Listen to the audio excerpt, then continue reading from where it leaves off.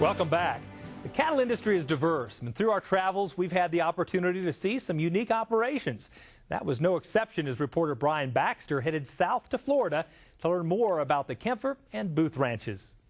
Florida is well known for oranges and ocean beaches, but the Sunshine State is cattle country too, and not far from the Atlantic coast is the Kempfer Cattle Company, a family operation known for raising the type of cattle that thrive in hot, humid conditions. The Brahman influence, we feel, is the backbone to our herd and our success, even in the feedlot, with the feed efficiency that they do provide, and the moderate frame isn't necessarily a good thing all the time. When you're feeding, you don't get as big a carcass weights, but they're by far the most efficient cattle we feed every year. We've got to have the Brahman influence because of the humidity and the insects and the quality of forage that we have here. The straight British type cattle or English cattle just won't perform here. We need to keep a minimum of 3/8 in our mama cows here.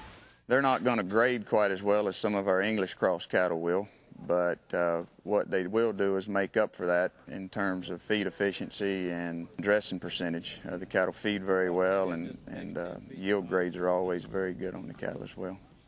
Just inland a bit from the Kempfer Cattle Company is another thriving Florida family cattle operation, the Doc Parton Ranch, run by the Booth family, cousins to the Kempfers. Both these families face unique challenges producing cattle in Florida, where the grass isn't always greener as cattlemen in other parts of the country might believe. They see all this lush green grass behind me here, but it's not as strong as their short grass.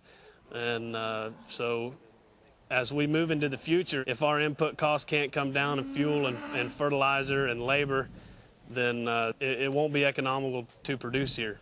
We grow a lot of grass down here. It's not necessarily good grass, but we get to manage our forages to the best of our ability so we can feed less and feed less hay, and we really try to utilize our land a lot and maximize our forages as best as possible.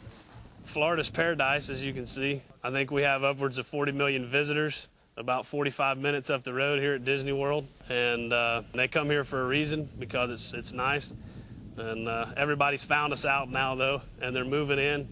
Land is getting short, and inputs are higher, so it's getting a lot tougher to stay in the business.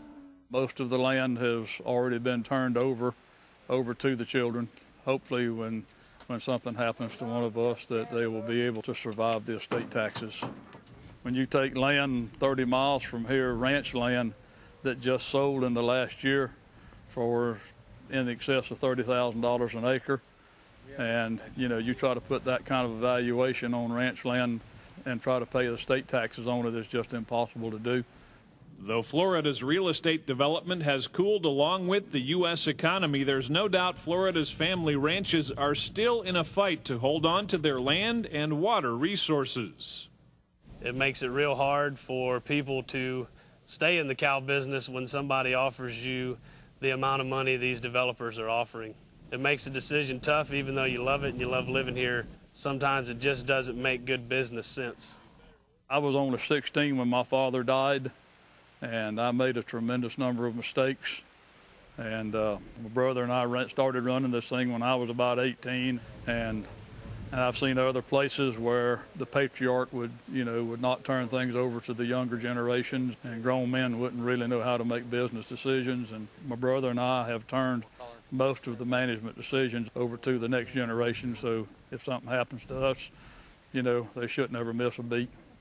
Even with the challenges, the Booth and Kempfer families are determined to allow their children the same kinds of opportunities they've had to be cattle producers.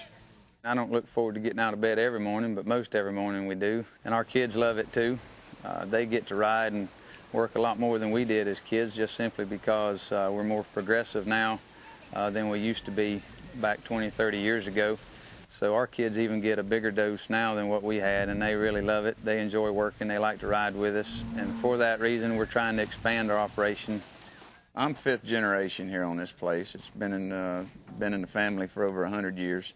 And people ask me what else would I do if I couldn't do this, and really and truly I don't know what I would do. And our kids are interested in it, and if they are, it just really tickles us, and we're going to do everything we can to keep this ranch in business for them and hopefully many generations in the future.